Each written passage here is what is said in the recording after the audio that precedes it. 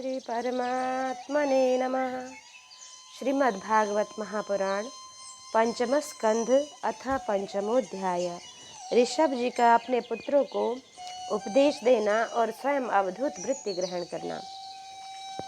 नायं देहो देह भाजां नृलोके कष्टान् कामार्नर्हते बिडभुजां ये तपो दिव्यं पुत्रकायेन सत्वं शुद्धेदस्माद् ब्राह्म सौख्यम त्वनंतम। ऋषभदेव ने कहा, पुत्रों, इस मर्त्य लोक में यह मनुष्य शरीर दुखमय विषय भोग प्राप्त करने के लिए ही नहीं है। ये भोग तो विष्टाभोजी सूकर कुकर आदि को भी मिलते हैं। इस शरीर से दिव्य तप ही करना चाहिए, जिससे अंतःकरण शुद्ध हो, क्योंकि इसी से अनंत ब्रह्मानंद की प्राप्ति होती है। शास्त्रों ने महापुरुषों की सेवा को मुक्ति का और स्त्री संग कामियों के संग को नरक का द्वार बताया। महापुरुष वे ही हैं जो समान चित्त, परम शांत, क्रोधहीन, सबके हित चिंतक और सदाचार संपन्न हो, अथवा मुझ परमात्मा के प्रेम को ही जो एकमात्र पुरुषार्थ मानते हो। केवल विषयों की चर्चा करने वाले लोगों में तथा स्त्री, पुत्र और धन आदि सामग्रियों से संपन्न घरों में जिनकी अरुचि हो रही हो, और जो लौकिक कार्यों में केवल शरीर निर्वाह के लिए ही प्रवृत्त होते हों। मनुष्य अवश्य प्रमादवश कुकर्म करने लगता है। उसकी वह प्रकृति इंद्रियों को तृप्त करने के लिए ही होती है। मैं इससे अच्छा नहीं समझता, क्योंकि इसी के कारण आत्मा को यह असत और दुखदायक शरीर प्राप्त होता है। जब तक जीव को आत्म तत्व की जिज्ञासा नहीं होती, तभी तक अज्ञानवश देहादि के द्वारा उसका स्वरूप छिपा रहता है। जब तक यह लौकिक वैदिक कर्मों में फंसा रहता है, तब तक मन में कर्म की वासनाएं भी बनी ही रहती हैं, और इन्हीं से देह बंधन की प्राप्ति होती है। इस प्रकार अविद्या के द्वारा आत्मस्वरूप के ढक जाने से कर्म वासनाओं के वशीभूत हुआ चित्त मनुष्य को फिर कर्मों में ही प्रवृत्त करता है। अतः जब तक उसको मुझ वासुदेव में प्रीति नहीं होती, तब तक वह देह बंधन से छूट नहीं सकता। स्वार्थ में पागल जीव जब तक विवेक दृष्टि का आश्रय लेकर इंद्रियों की चेष्टाओं को मिथ्या नहीं देखता, तब तक आत्मस्वरूप की स्मृति खो बैठने के कारण अज्ञानवश विषय प्रधान गृह आदि में आसक्त रहता है और तरह तरह के क्लेश उठाता रहता है। स्त्री और पुरुष इन दोनों का जो परस्पर दाम्पत्य भाव है, इसी को पंडित जन उनके हृदय की दूसरी स्थूल एवं दुर्भेद्य ग्रंथि कहते हैं, जिसको भेद नहीं कर सकते। देहाभिमान रूपी एक एक सूक्ष्म ग्रंथि तो उनमें अलग अलग पहले से ही है। इसी के कारण जीव को देहेंद्रियादि के अतिरिक्त घर, खेत, पुत्र, स्वजन और धन आदि में भी मैं और मेरेपन का मोह हो जाता है। जिस समय कर्म वासनाओं के कारण पड़ी हुई इसकी यह दृढ़ हृदय ग्रंथि ढीली हो जाती है, उसी समय यह दाम्पत्य भाव से निवृत्त हो जाता है और संसार के हेतुभूत अहंकार को त्याग कर सब प्रकार के बंधनों से मुक्त हो परम पद प्राप्त कर लेता है। पुत्रों, संसार सागर से पार होने में कुशल तथा धैर्य, उद्यम एवं सत्वगुण विशिष्ट पुरुष को चाहिए कि सबके आत्मा और गुरु स्वरूप मुझ भगवान में भक्ति भाव रखने से, मेरे परायण रहने से, तृष्णा के त्याग से, सुख दुख आदि द्वंद्वों के सहने से जीव को सभी योनियों में दुख ही उठाना पड़ता है। इस विचार से तत्व जिज्ञासा से तप से सकाम कर्म के त्याग से, मेरे ही लिए कर्म करने से और मेरी कथाओं का नित्य प्रति श्रवण करने से, मेरे भक्तों के संग और मेरे गुणों के कीर्तन से, वैर त्याग से, समता से, शांति से और शरीर तथा घर आदि में मेरेपन के भाव को त्यागने की इच्छा से, अध्यात्म शास्त्र के अनुशीलन से, एकांत सेवन से, प्राण, इंद्रिय और मन के संयम से, शास्त्र और सत्पुरुषों के वचनों में यथार्थ बुद्धि रखने से, पूर्ण ब्रह्मचर्य से, कर्तव्य कर्मों के निरंतर सावधान रहने से, वाणी के संयम से, सर्वत्र मेरी ही सत्ता देखने से, अनुभव सहित तत्व विचार से और योग साधन से अहंकार रूप अपने लिंग शरीर को लीन कर दे। मनुष्य को चाहिए कि वह सावधान रहकर अविद्या से प्राप्त इस हृदय ग्रंथि रूप बंधन को शास्त्रोक्त रीति से इन साधनों के द्वारा भलीभांति काट डाले, क्योंकि यही कर्म संस्कारों के रहने का स्थान है। तदंतर साधन का भी त्याग परित्याग ही कर दे। जिसको मेरे लोक की इच्छा हो अथवा जो मेरे अनुग्रह की प्राप्ति को ही परम पुरुषार्थ मानते हो, वह राजा हो तो अपनी अबोध प्रजा को, गुरु अपने शिष्यों को और पितर अपने पुत्रों को ऐसी शिक्षा दे। अज्ञान के कारण यदि वे उस शिक्षा के अनुसार न चलकर कर्म को ही परम पुरुषार्थ मानते रहें, तो भी उन पर क्रोध न करें। उन्हें समझा बुझाकर कर्म में प्रवृत्त न होने दें। उन्हें विषयासक्ति युक्त काम्य कर्मों में लगाना तो ऐसा ही है जैसे किसी अंधे मनुष्य को जानबूझकर गड्ढे में ढकेल देना। इससे भला किस पुरुषार्थ की सिद्धि हो सकती है? अपना सच्चा कल्याण किस बात में है, इसको लोग नहीं जानते। इसी से वे तरह तरह की भोग कामनाओं में फंसकर तुच्छ क्षणिक सुख के लिए आपस में बैर ठान लेते हैं और निरंतर विषय भोगों के लिए प्रयत्न करते रहते हैं। वे मूर्ख इस बात पर कुछ भी विचार नहीं करते कि इस बैर विरोध के कारण नरक आदि अनंत घोर दुखों की प्राप्ति होगी। गड्ढे में गिरने के लिए उल्टे रास्ते से जाते हुए मनुष्य को जैसे आँख वाला पुरुष उधर नहीं जाने देता, वैसे ही अज्ञानी मनुष्य को अविद्या में फंसकर दुखों की ओर जाते देखकर कौन ऐसा दयालु और ज्ञानी पुरुष होगा जो जानबूझकर भी उसे उसी राह पर जाने दे या जाने के लिए प्रेरणा करे। जो अपने प्रिय संबंधी को भगवत भक्ति का उपदेश देकर मृत्यु की फांसी से नहीं छुड़ाता, वह गुरु गुरु नहीं है, स्वजन स्वजन नहीं है, पिता पिता नहीं है, माता माता नहीं है, इष्ट देव नहीं है और पति पति नहीं है। मेरे इस अवतार शरीर का रहस्य साधारण जनों के लिए बुद्धिगम्य नहीं है। शुद्ध सत्व ही मेरा हृदय है और उसी में धर्म की स्थिति है। मैंने अधर्म को अपने से बहुत दूर पीछे की ओर ढकेल दिया है। इसी से सत्पुरुष मुझे ऋषभ कहते हैं। तुम सब मेरे शुद्ध सत्वमय हृदय से उत्पन्न हुए हो, इसलिए मत्सर छोड़कर अपने बड़े भाई भरत की सेवा करो। उसकी सेवा करना मेरी ही सेवा करना है और यही तुम्हारा प्रजापालन भी है। अन्य सब भूतों की अपेक्षा वृक्ष अत्यंत श्रेष्ठ है, उनसे चलने वाले जीव श्रेष्ठ हैं और उनमें भी कीट आदि की अपेक्षा ज्ञान युक्त पशु आदि श्रेष्ठ हैं। पशुओं में मनुष्य में प्रमथ गणों से गंधर्वों से सिद्ध और सिद्धों से देवताओं के अनुयायी किन्नरादि श्रेष्ठ हैं। उनसे असुरों से देवता और देवता से भी इंद्र श्रेष्ठ है। इंद्र से भी ब्रह्मा के पुत्र दक्षादि प्रजापति श्रेष्ठ है। ब्रह्मा जी के पुत्रों में रुद्र सबसे श्रेष्ठ हैं। वे ब्रह्मा जी से उत्पन्न हुए हैं, इसलिए ब्रह्मा जी उनसे श्रेष्ठ हैं। वे भी मुझसे उत्पन्न हैं और मेरी उपासना करते हैं, इसलिए मैं उनसे भी श्रेष्ठ हूँ। परंतु ब्राह्मण मुझसे भी श्रेष्ठ हैं, क्योंकि मैं उन्हें पूज्य मानता हूँ।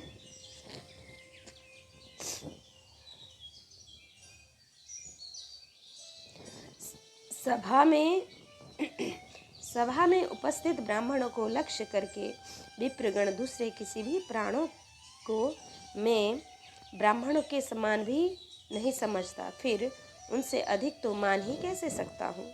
लोग श्रद्धापूर्वक ब्राह्मणों के मुख में जो अन्नादि आहुति डालते हैं उसे मैं जैसी प्रसन्नता से ग्रहण करता हूँ, वैसे अग्निहोत्र में होम की हुई सामग्री को स्वीकार नहीं करता।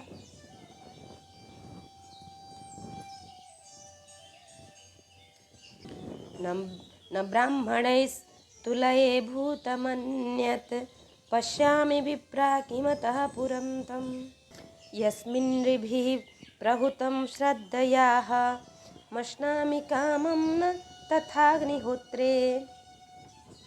जिन्होंने इस श्लोक में अध्ययन आदि के द्वारा मेरी वेद रूपा अति सुंदर और पुरातन मूर्ति को धारण कर रखा है तथा जो परम पवित्र सत्व गुण शम दम सत्य दया तप तितिक्षा और ज्ञानादि 8 गुणों से संपन्न है, उन ब्राह्मणों से बढ़कर और कौन हो सकता है।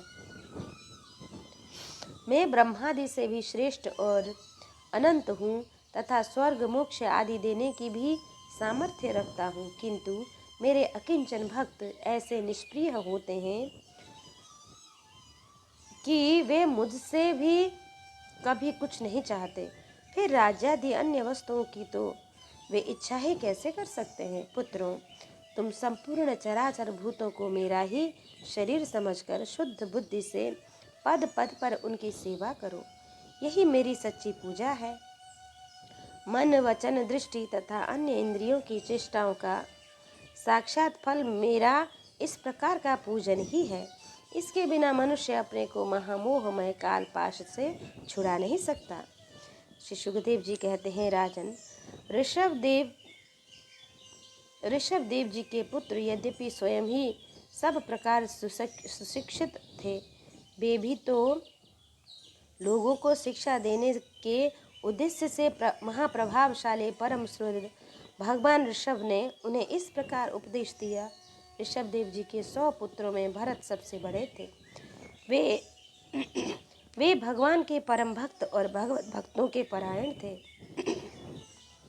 ऋषभदेव जी ने पृथ्वी का पालन करने के लिए उन्हें राजगद्दी पर बैठा दिया और स्वयं उपशमशील निवृत्ति परायण महामुनियों के भक्ति ज्ञान और वैराग्य रूप परमहंसोचित धर्मों को शिक्षा देने के लिए बिल्कुल विरक्त हो गए। केवल शरीर मात्र का परिग्रह रखा और सब कुछ घर पर रहते ही छोड़ दिया। अब वे वस्त्रों का भी त्याग करके सर्वथा दिगंबर हो गए। उस समय उनके बाल बिखरे हुए थे, उन्मत्त का सा वेश था। इस स्थिति में वे आहवनीय अग्निहोत्र की अग्नियों को अपने में ही लीन करके सन्यासी हो गए और ब्रह्मवर्त देश से बाहर निकल गए।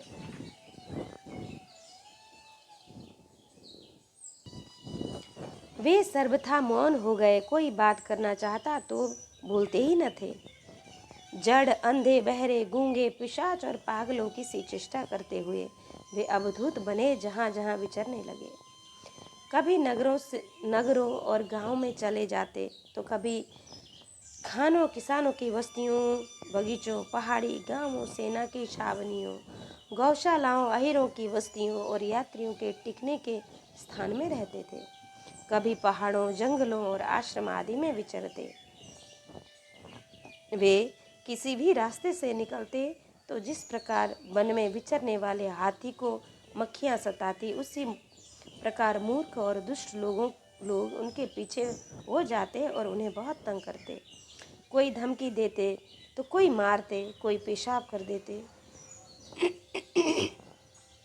कोई थूक देते, कोई ढेला मारते, कोई विष्ठा और धूल फेंकते, कोई अधोवायु छोड़ते और कोई खोटी खरी सुनाकर उनका तिरस्कार करते थे। किंतु वे इन सब बातों पर जरा भी ध्यान नहीं देते। इसका कारण यह था कि भ्रम से सत्य कहे जाने वाले इस मिथ्या शरीर में उनकी अहमता ममता तनिक भी न थी। वे कार्य कारण रूप संपूर्ण प्रपंच के साक्षी होकर अपने परमात्मा स्वरूप में ही स्थित थे, इसलिए अखंड चित्त वृत्ति से अकेले ही पृथ्वी पर विचरते थे। यद्यपि उनके हाथ पैर, छाती, लंबी लंबी बाहें, कंधे, गले और मुख आदि अंगों की बनावट बड़ी ही सुकुमार थी। उनका स्वभाव से ही सुंदर मुख स्वाभाविक मधुर मुस्कान से और भी मनोहर जान पड़ता था। नेत्र नवीन कमल दल के समान बड़े ही सुहावने, विशाल एवं कुछ लाली लिए हुए थे। उनकी पुतलियां शीतल एवं संताप हारिणी थी। उन नेत्रों के कारण वे बड़े मनोहर जान पड़ते थे। कपोल, कान और नासिका छोटे बड़े न होकर समान एवं सुंदर थे तथा उनके अस्फुट हास्य युक्त मनोहर मुखार विंद की शोभा को देखकर पूर्व नारियों के चित्त में कामदेव का संचार हो जाता था। तथापि उनके मुख के आगे जो भूरे रंग की लंबी लंबी घुंघराली लटें लटकती रहती थीं, उनके महान भार और अवधूतों के समान धूली धूसरित देह के कारण वे ग्रहग्रस्त मनुष्य के समान जान पड़ते थे। जब भगवान ऋषभ देव ने देखा कि यह जनता योग साधना में विघ्न रूप है और इससे बचने का उपाय विभत्स वृत्ति से रहना ही है, तब उन्होंने अजगर वृत्ति धारण कर ली। वे लेटे ही लेटे खाने पीने, चबाने और मल मूत्र त्याग करने लगे। वे अपने त्यागे हुए मल में लोट कर शरीर को उससे सान लेते। उनके गले में दुर्गंध नहीं थी, बड़ी सुगंध थी। इतना होने पर भी उनके गले में दुर्गंध नहीं थी, बड़ी सुगंध थी और वायु उस सुगंध को लेकर उनके चारों ओर 10 योजन तक सारे देश को सुगंधित कर देती थी।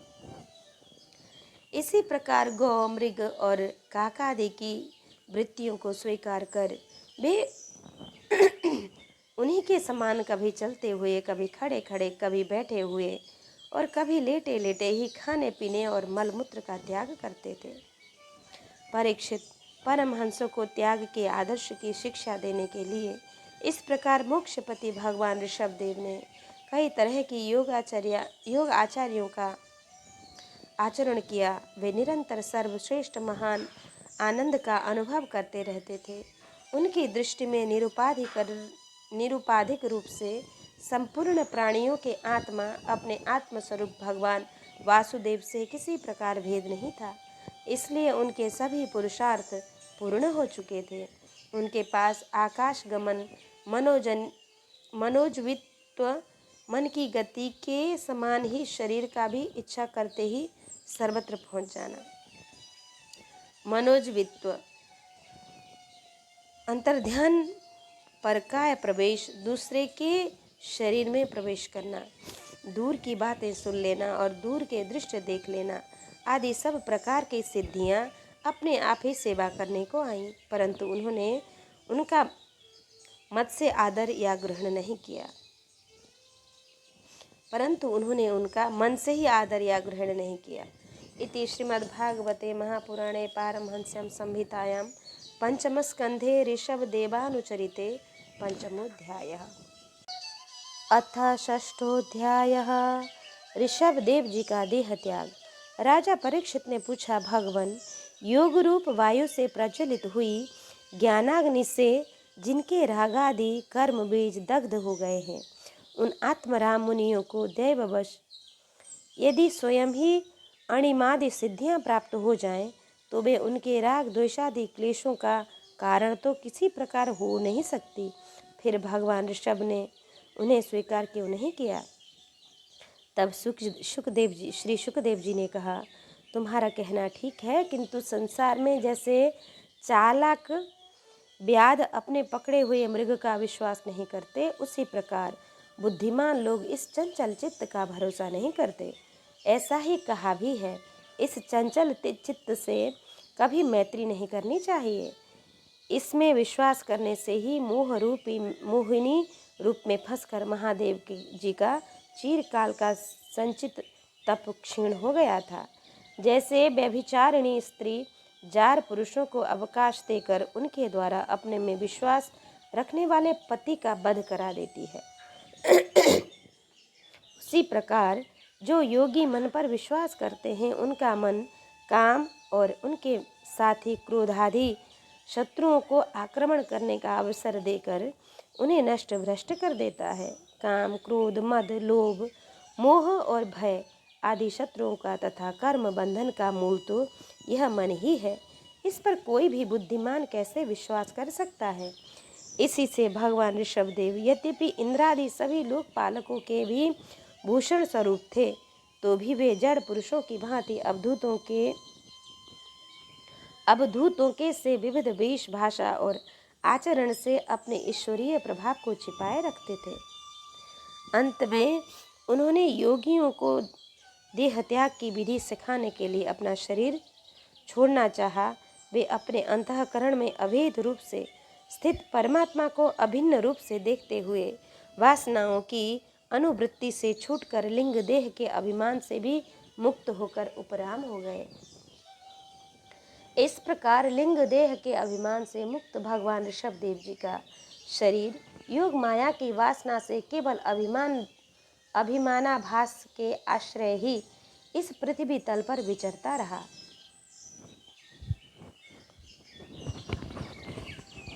वह दैववश कोंक, वेंक और दक्षिण आदि कुटक कर्नाटक के देशों में गया और मुंह में पत्थर का टुकड़ा डाले तथा बाल बिखरे उत्तम के उन्मत्त के समान दिगंबर रूप से कुटकाचल के वन में घूमने लगा।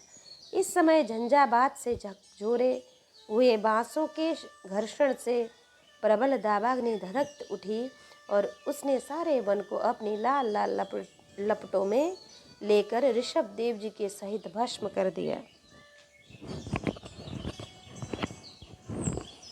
राजन, जिस समय कली युग में अधर्म की वृद्धि होगी, उस समय कोंक, वेंक और खुटक देश का मंदमती राजा अरहत वहाँ के लोगों से ऋषभदेव जी के आश्रमातीत आचरण का वृत्तांत सुनकर तथा स्वयं उसे ग्रहण कर लोगों के पूर्व संचित पाप फल रूप होनहार के वशीभूत हो भय रहित स्वधर्म पथ का परित्याग करके अपनी बुद्धि से अनुचित और पाखंड पूर्ण कुमार्ग का प्रचार करेगा। उससे कलियुग के देव माया से मोहित अनेकों अधम मनुष्य अपने शास्त्र विहित शौच और आचरण को छोड़ बैठेंगे। अधर्म बहुल कलियुग के प्रभाव से बुद्धिहीन जो हो जाने के कारण वे स्नान न करना, आचमन न करना, अशुद्ध रहना, केश नुचवाना आदि ईश्वर का तिरस्कार करने वाले पाखंड धर्म को मनमाने ढंग से स्वीकार करेंगे और प्रायः वेद, ब्राह्मण एवं भगवान यज्ञ पुरुष की निंदा करने लगेंगे। वे अपनी इस नवीन अवैदिक स्वेच्छाकृत प्रवृत्ति में अंध परंपरा से विश्वास करके मत वाले रहने के कारण स्वयं ही घोर नरक में गिरेंगे। भगवान का यह अवतार रजोगुण से भरे हुए लोगों को मोक्ष मार्ग की शिक्षा देने के लिए ही हुआ था। इसके गुणों का वर्णन करते हुए लोग इन वाक्यों को कहा करते हैं, अहो 7 समुद्र वाली पृथ्वी के समस्त द्वीप और वर्षों में यह भारतवर्ष बड़ी ही पुण्य भूमि है, क्योंकि यहाँ के लोग श्री हरि के मंगलमय अवतार चरित्रों का गान करते हैं। अहो महाराज प्रियव्रत का वंश बड़ा ही उज्जवल एवं सुयश पूर्ण है, जिसमें पुराण पुरुष श्री आदि नारायण ने ऋषभ जी का अवतार लेकर मोक्ष की प्राप्ति कराने वाले पारमहंस धर्म का आचरण किया। अहो इन जन्म रहित भगवान ऋषभदेव के मार्ग पर कोई दूसरा योगी मन से भी कैसे चल सकता है, क्योंकि योगी लोग जिन योग सिद्धियों के लिए लालायित होकर निरंतर प्रयत्न करते रहते हैं, उन्होंने अपने आप प्राप्त होने पर भी असत समझकर त्याग दिया। राजन, इस प्रकार संपूर्ण वेद, लोक, देवता, ब्राह्मण और गौओं के परम गुरु भगवान ऋषभदेव का यह विशुद्ध चरित्र मैंने तुमको सुनाया। यह मनुष्य के समस्त पापों को हरने वाला है। जो मनुष्य इस परम मंगलमय पवित्र चरित्र को एकाग्र चित्त से श्रद्धा पूर्वक निरंतर सुनते या सुनाते हैं, उन दोनों की ही भगवान वासुदेव में अनन्य भक्ति हो जाती है तरह तरह के पापों से पूर्ण सांसारिक तापों से अत्यंत तपे हुए अपने अंतःकरण को पंडित जन इस भक्ति सरिता में ही नित्य निरंतर नहलाते रहते हैं। इससे उन्हें जो परम शांति मिलती है वह इतनी आनंदमयी होती है कि फिर वे लोग उसके सामने अपने ही आप प्राप्त हुए मोक्ष रूप परम पुरुषार्थ का भी आदर नहीं करते। भगवान के निजजन हो जाने से ही उनके समस्त पुरुषार्थ सिद्ध हो जाते हैं।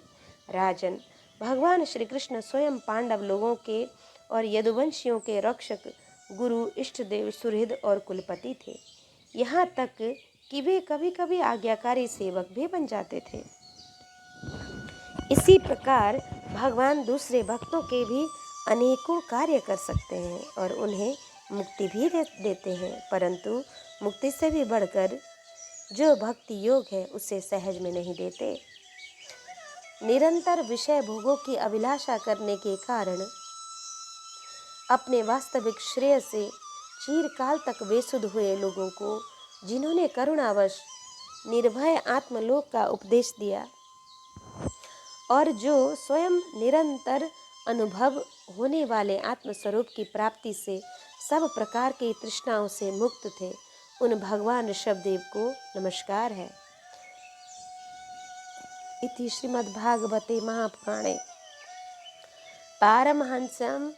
पारमहंस्यां संहितायां पंचमस्कंदे ऋषभदेवानुचरिते षष्ठोऽध्यायः अथ सप्तमोऽध्यायः।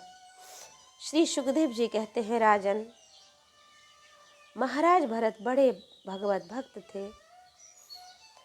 भगवान ऋषभदेव ने अपने संकल्प मात्र से उन्हें पृथ्वी की रक्षा करने के लिए नियुक्त कर दिया था। उन्होंने उनकी आज्ञा में स्थिर रहकर विश्वरूप की कन्या पंचजनी से विवाह किया। जिस प्रकार तामस अहंकार से शब्दादि 5 भूत तन्मात्रा उत्पन्न होते हैं, उसी प्रकार पंचजनी के गर्भ से उनके सुमति, राष्ट्रभृत, सुदर्शन, आवरण और धूम्रकेतु नामक 5 पुत्र हुए, जो सर्वथा उन्हीं के समान थे। इस वर्ष को जिसका नाम पहले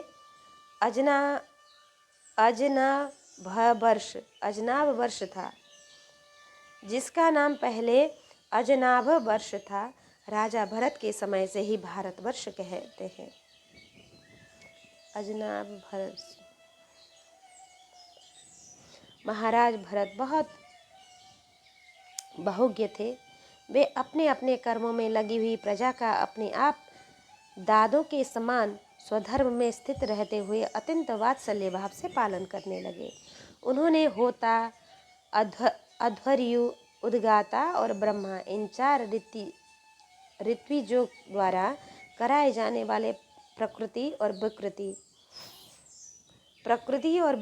विकृति भेद से अग्निहोत्र आदि क्रतु 2 प्रकार के होते हैं। संपूर्ण अंगों से युक्त क्रतुओं को प्रकृति कहते हैं और जिनमें सब अंग पूर्ण नहीं होते, किसी न किसी अंग की कमी रहती है, उन्हें विकृति कहते हैं। दोनों प्रकार के अग्निहोत्र दशा, पूर्णमास, चातुर्मास्य, पशु और सोम आदि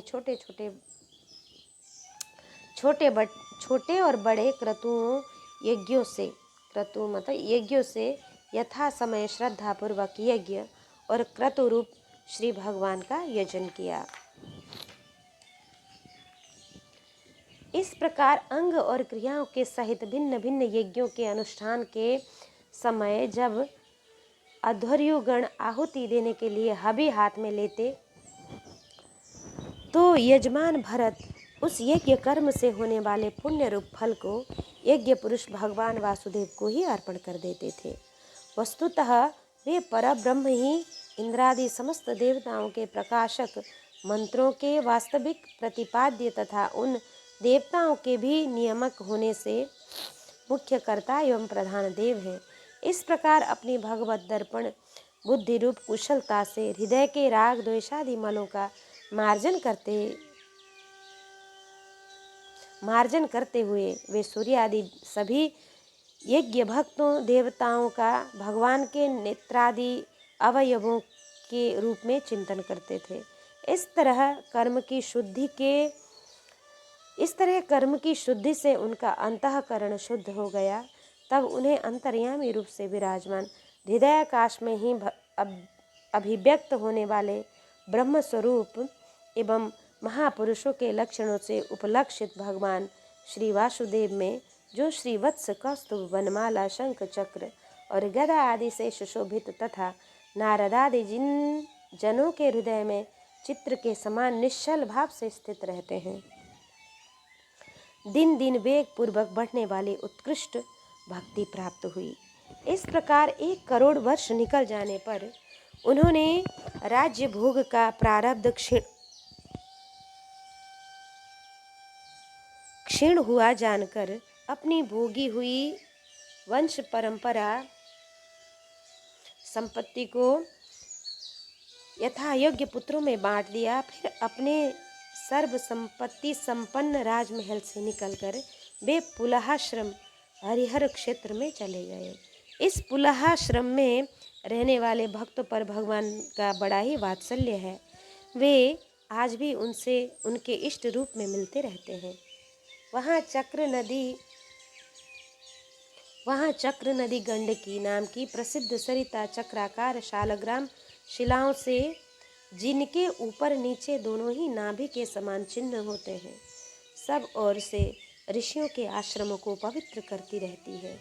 उस पुलहाश्रम के उपवन में एकांत स्थान में अकेले ही रहकर वे अनेक प्रकार के पत्र, पुष्प, तुलसी दल, जल और कंदमूल फलादि उपहारों से भगवान की आराधना करने लगे।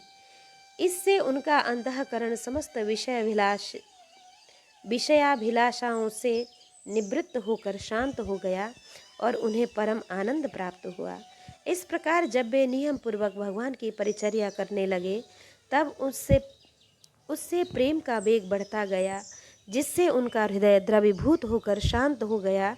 आनंद के प्रबल वेग से शरीर में रोमांच होने लगा तथा उत्कंठा के कारण नेत्रों में प्रेम के आंसू उमड़ आए, जिससे उनकी दृष्टि रुक गई। अंत में जब अपने प्रियतम के अरुण चरणारविंदों के ध्यान से भक्ति योग का आविर्भाव हुआ, तब परमानंद से सराबोर हृदय रूप गंभीर सरोवर में बुद्धि के डूब जाने से उन्हें उस नियम पूर्वक की जाने वाली भगवत पूजा का भी स्मरण न रहा।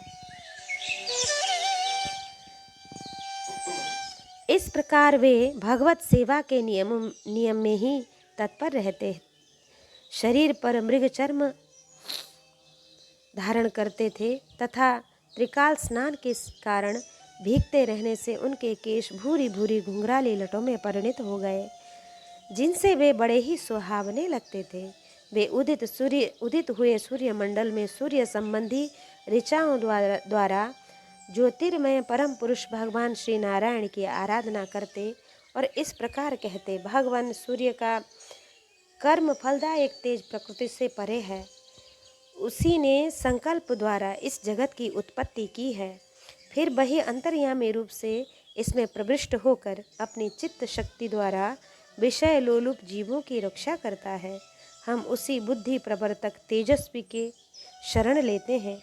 इति श्रीमद्भागवते महापुराणे पारमहंस्यां संहितायां पंचमस्कंदे भरतचरिते भगवत परिचर्यायां सप्तमोऽध्यायः।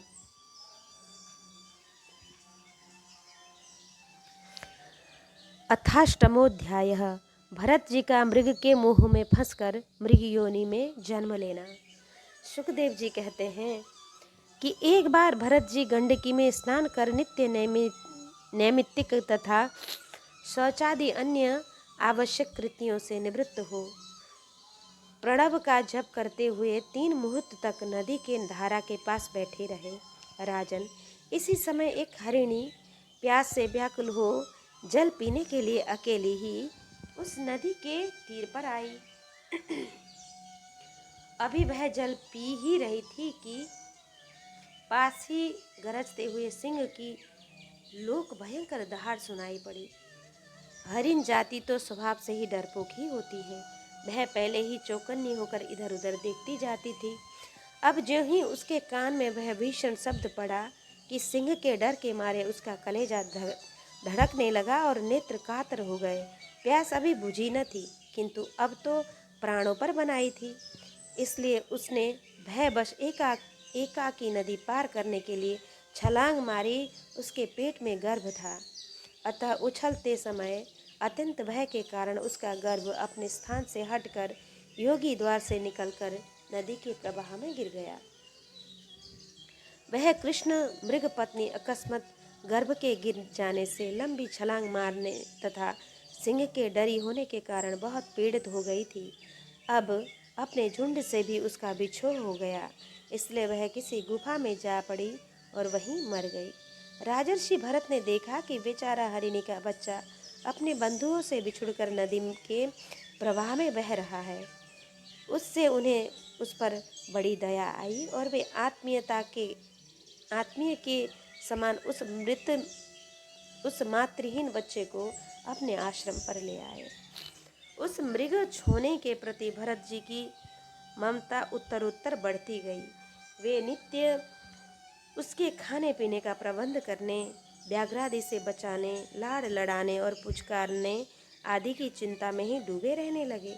कुछ ही दिनों में उनके यम नियम और भगवत पूजा आदि आवश्यक कृत्य एक एक करके छूटने लगे और अंत में सभी छूट ही गए। ऐसा विचार रहने लगा, अहो कैसे खेद की बात है। इस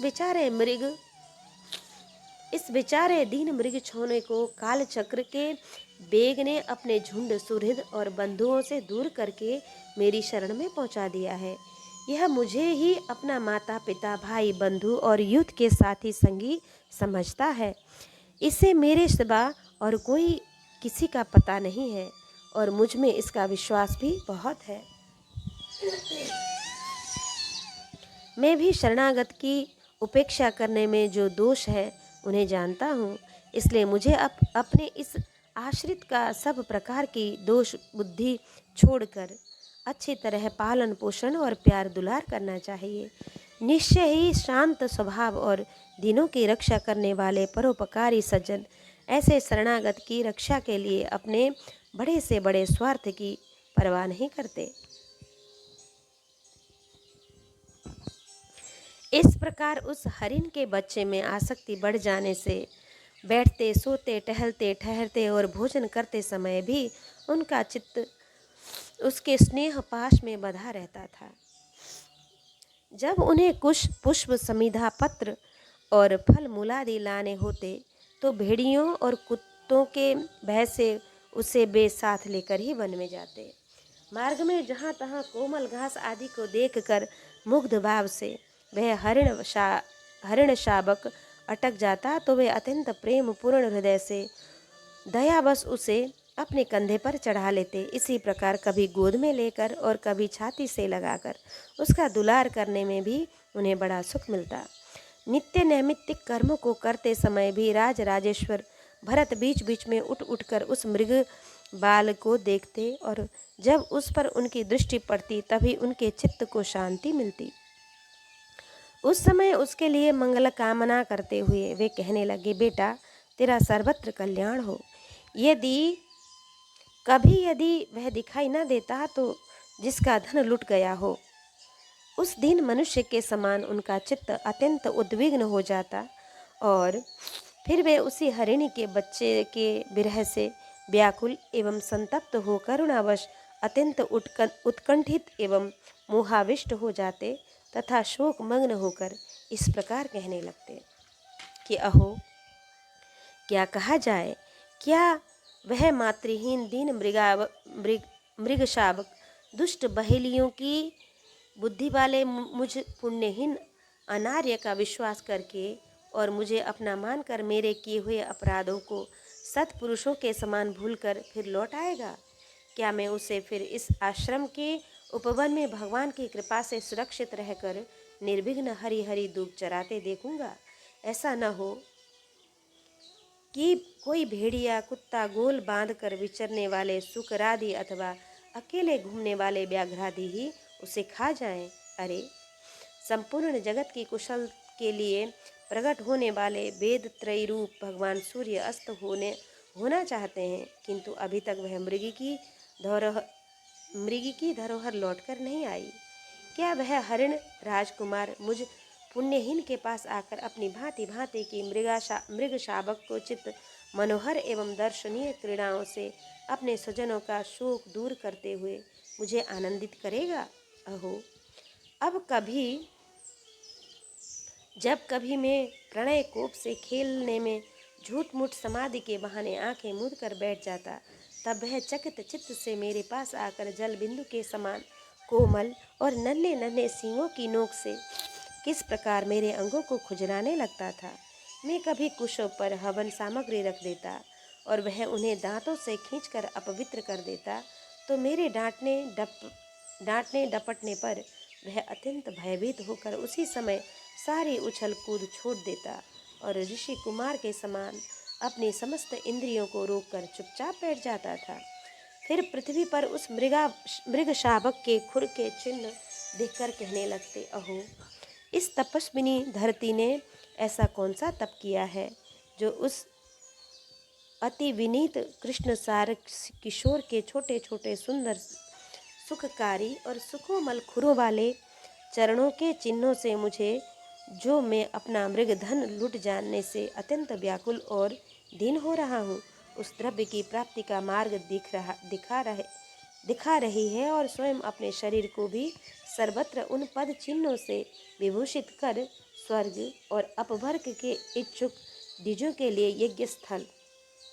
शास्त्रों में उल्लेख आता है कि जिस भूमि में कृष्ण मृग विचरते हैं वह अत्यंत पवित्र और यज्ञानुष्ठान के योग्य होती है। यज्ञ स्थल बना रही है। चंद्रमा में मृग का सा श्याम चिन्ह देख उसे अपना ही मृग मानकर कहने लगते, अहो, जिसकी माता सिंह के भय से मर गई थी, आज वही मृग शिशु अपने आश्रम से बिछुड़ गया है, अतः उसे अनाथ देखकर क्या ये दीन वत्सल भगवान नक्षत्रनाथ दयावश उसकी रक्षा कर रहे होंगे? फिर उसकी शीतल किरणों से आह्लादित होकर कहने लगे, अथवा अपने पुत्रों के वियोग रूप दावानल की विषम ज्वाला से हृदय कमल दग्ध हो जाने के कारण मैंने एक मृग बाल का सहारा लिया था। अब उसके चले जाने से फिर मेरा हृदय जलने लगा है, इसलिए ये अपनी शीतल शांत स्नेहपूर्ण और बदन सलिल रूपा अमृतमयी किरणों से मुझे शांत कर रहे हैं। राजन, इस प्रकार जिनका पूरा होना सर्वथा असंभव था, उन विविध मनोरथों से भरत का चित्त व्याकुल रहने लगा। अपने मृग शावक के रूप में प्रतीत होने वाले प्रारब्ध कर्म के कारण तपस्वी भरत जी भगवद आराधना रूप कर्म एवं योगानुष्ठान से च्युत हो गए। नहीं तो जिन्होंने मोक्ष मार्ग में साक्षात विघ्न रूप समझकर अपने ही हृदय से उत्पन्न दुस्तेज पुत्रादि को भी त्याग दिया था, उन्हीं के अन्य जातीय हरिण शिशु में ऐसी आसक्ति कैसे हो सकती थी? इस प्रकार राजर्षि भरत विघ्नों से वशीभूत होकर योग साधन से भ्रष्ट हो गए और उस मृगछोनों के पालन पोषण और लाड़ प्यार में लगे रहकर आत्मस्वरूप को भूल गए। इसी समय जिनका टलना अत्यंत कठिन है, वह प्रबल वेगशाली कराल काल चूहे के बिल में जैसे सर्प घुस आए, उसी प्रकार उनके सिर पर चढ़ आया। उस समय भी वह हरिण शावक उनके पास बैठा पुत्र के समान शोकातुर हो रहा था। वे उसे इस स्थिति में देख रहे थे और उनका चित्त उसी में लगा रहता था। इस प्रकार की आसक्ति में मृग के साथ उनका शरीर भी छूट गया। तदंतर उन्हें अंतकाल की भगवान के अनुसार अन्य साधारण पुरुषों के समान मृग शरीर ही मिला, किंतु उनकी साधना पूरी थी, इससे उनकी पूर्व जन्म की स्मृति नष्ट नहीं हुई। उस योनियों में भी पूर्व जन्म की भगवत आराधना के प्रभाव से अपने मृग रूप होने का कारण जानकर वे अत्यंत पश्चाताप करते हुए कहने लगे, अहो, बड़े खेद की बात है, संयमशील महानुभावों के मार्ग से पतित हो गया। मैंने तो धैर्यपूर्वक सब प्रकार की आसक्ति छोड़कर एकांत और पवित्र वन का आश्रय लिया था। वहाँ रहकर जिस चित्त को मैंने सर्वभूतात्मा श्री वासुदेव में निरंतर उन्हीं के गुणों का श्रवण, मनन और संकीर्तन करके तथा प्रत्येक पल को उन्हीं की आराधना और स्मरण आदि से सफल करके स्थिर भाव से पूर्णतया लगा दिया था, मुझ अज्ञानी का वही मन अकस्मात एक नन्हे से हरिण शिशु के पीछे अपने लक्ष्य से च्युत हो गया। इस प्रकार मृग बने हुए राजर्षि भरत के हृदय में जो वैराग्य भावना जागृत हुई, उसे छिपाए रखकर उन्होंने अपनी माता मृगी को त्याग दिया और अपनी जन्मभूमि कालंजर पर्वत से वे फिर शांत स्वभाव मुनियों के प्रिय उसी शालग्राम तीर्थ में, जो भगवान का क्षेत्र है, पुलस्त्य और पुलह ऋषि के आश्रम पर चले आए। वहाँ रहकर भी वे काल की प्रतीक्षा करने लगे। आसक्ति से उन्हें बड़ा भय लगने लगा था। बस अकेले रहकर वे सूखे पत्ते, घास और झाड़ियों द्वारा निर्वाह करते मृग योनि की प्राप्ति करने वाले प्रारब्ध के क्षय की बाट देखते रहे। अंत में उन्होंने अपने शरीर का आधा भाग गंडकी के जल में डुबाए रखकर उस मृग शरीर को छोड़ दिया। इति श्रीमद्भागवते महापुराणे पारमहंस्यां संहितायां पंचमस्कंदे भरत चरितेष्टमोऽध्याय। कृष्णाय वासुदेवाय हरये परमात्मने प्रणतक्लेशनाशाय गोविन्दाय नमो नमः।